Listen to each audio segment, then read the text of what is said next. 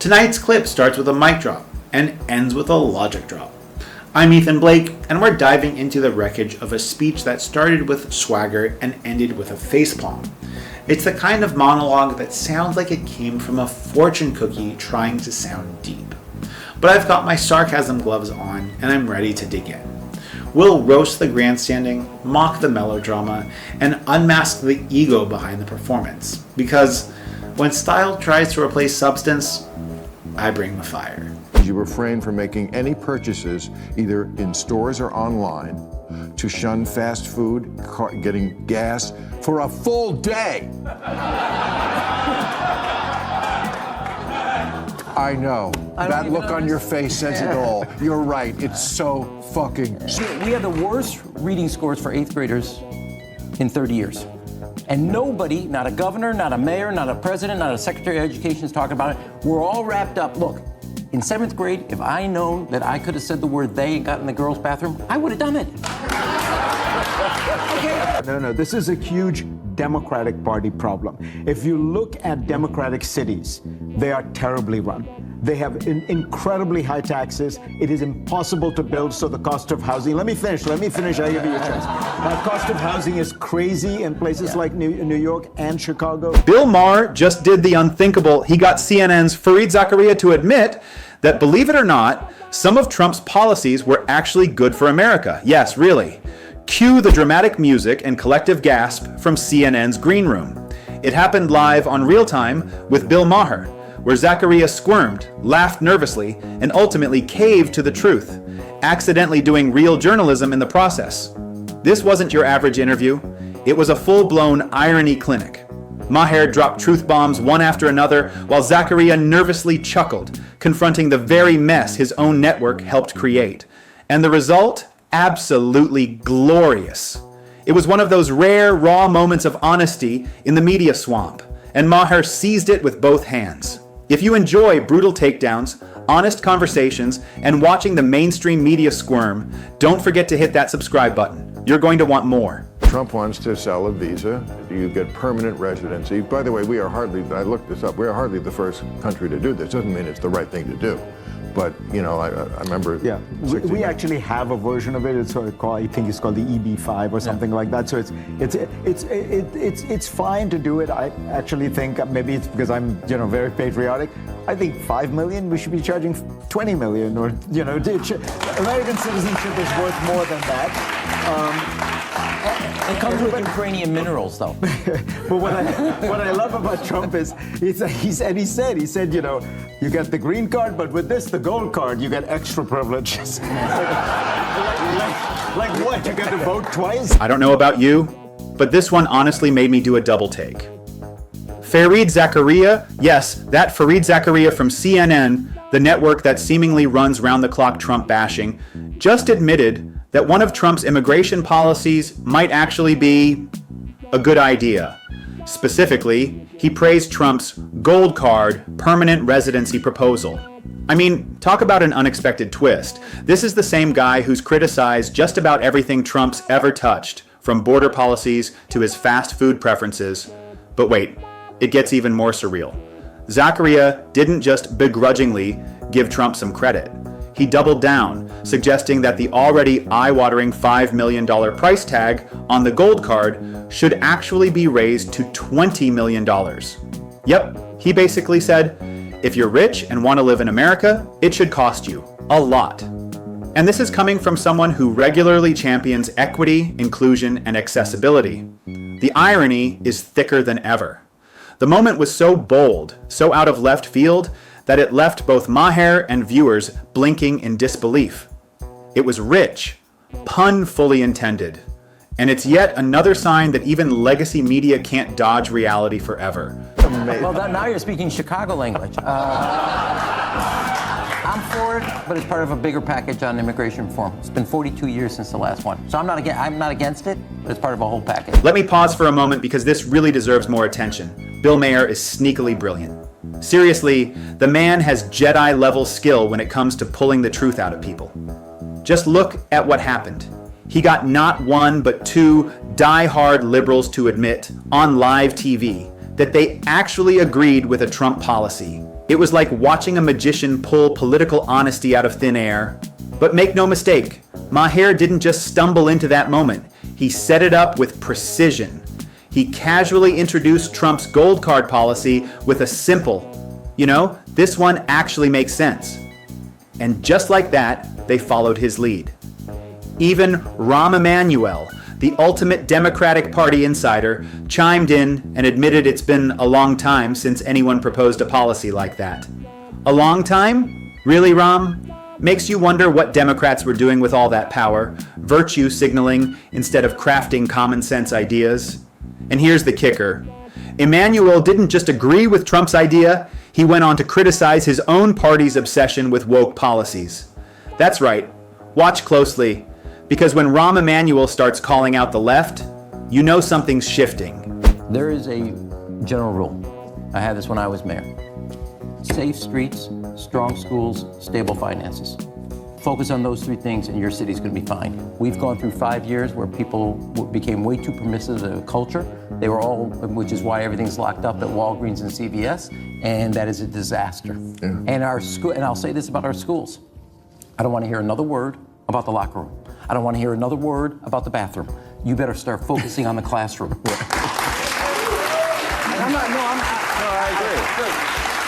agree. It's becoming more obvious by the day. The left is starting to cannibalize itself. And let's be honest, it's kind of entertaining to watch. For those who missed it, here's the context. On Real Time, Bill Maher brought up a jaw-dropping statistic. Chicago's mayor currently holds a 6.6% approval rating. That's not just low, that's you should probably resign and reevaluate your life choices low. Rahm Emanuel, former mayor of Chicago and a political veteran well-versed in spin, didn't even attempt to defend it. Instead, he smiled and threw his own party under the bus. He boldly claimed that the left has become so obsessed with meaningless culture war distractions that they've made the entire movement look out of touch, and worse, toxic. Then came his glorious rant.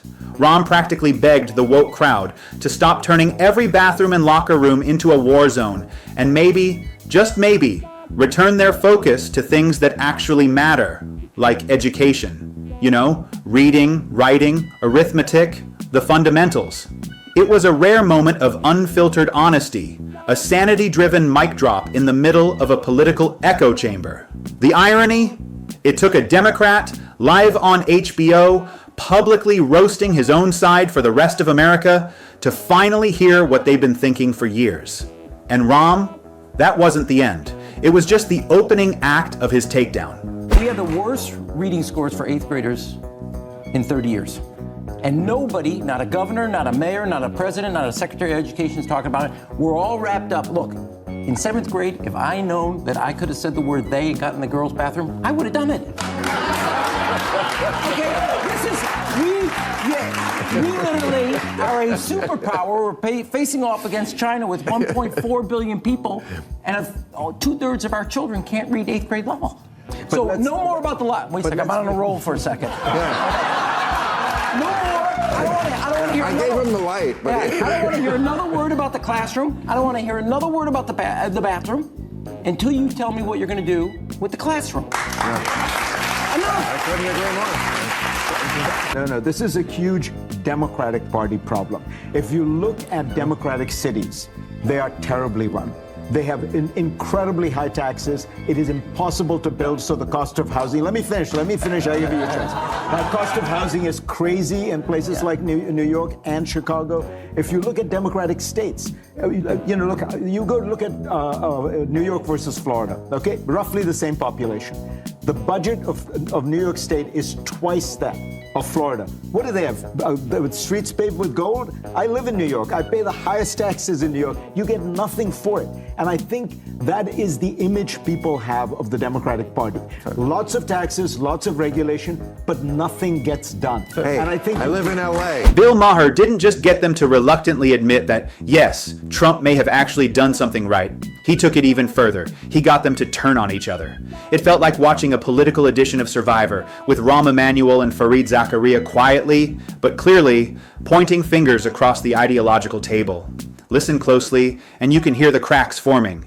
They begin blaming each other, and by extension, their own party, for the chaos we've all been living through. Skyrocketing living costs, small businesses being strangled by endless red tape, inflation running rampant, tax policies that make the average person wonder what the point of working even is.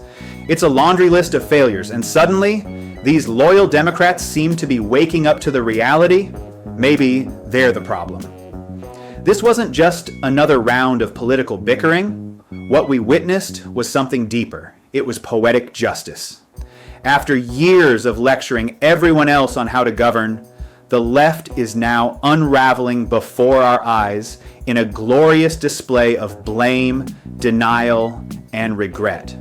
And honestly, it's a show worth watching.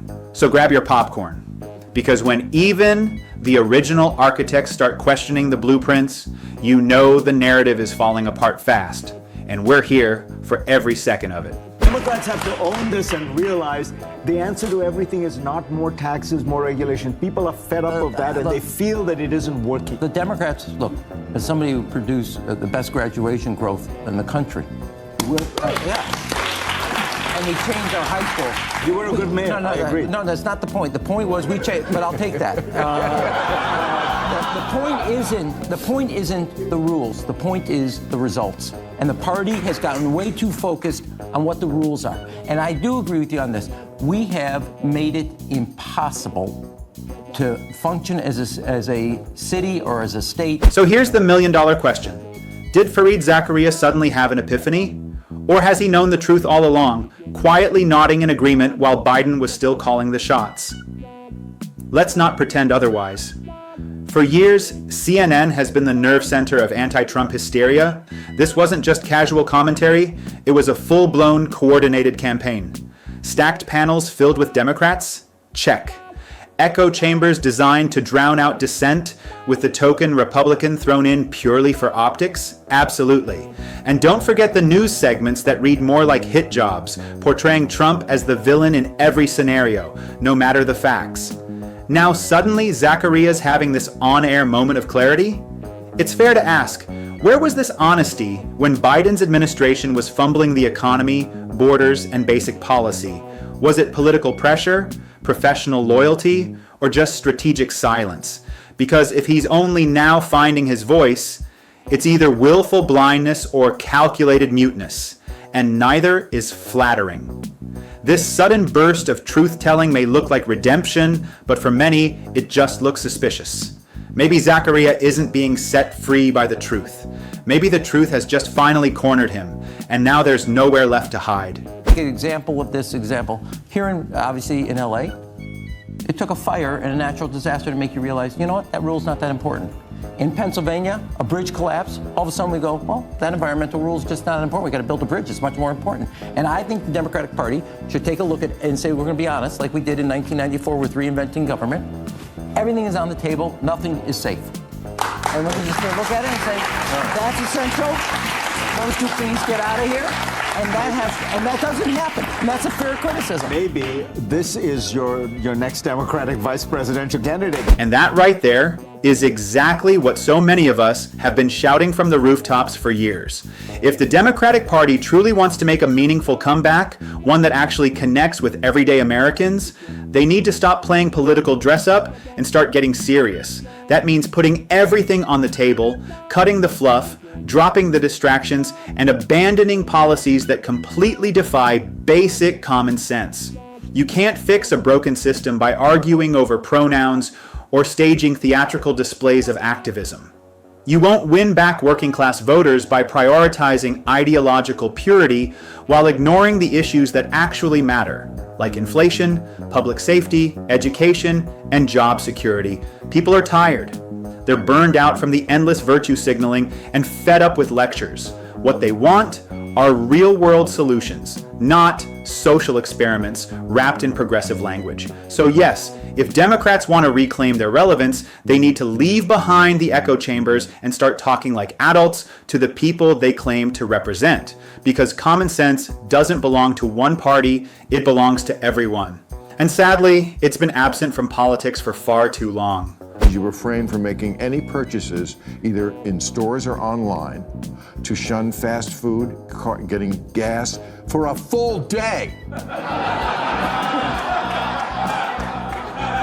I know. That look on your face says it all. You're right. It's so fucking... In the end, Bill Maher simply held up a mirror, and the left didn't like the reflection staring back. With voices like Fareed Zakaria and Rahm Emanuel breaking ranks, the cracks in the narrative are only growing wider. If the Democratic Party wants any shot at redemption, it has to begin with honesty, not hollow performances. And maybe, just maybe, a return to basic common sense. That's all for today's breakdown. If you enjoyed this video, don't forget to hit the like button and subscribe to the channel for more sharp, unfiltered content. Thanks for watching, and we'll see you in the next clip.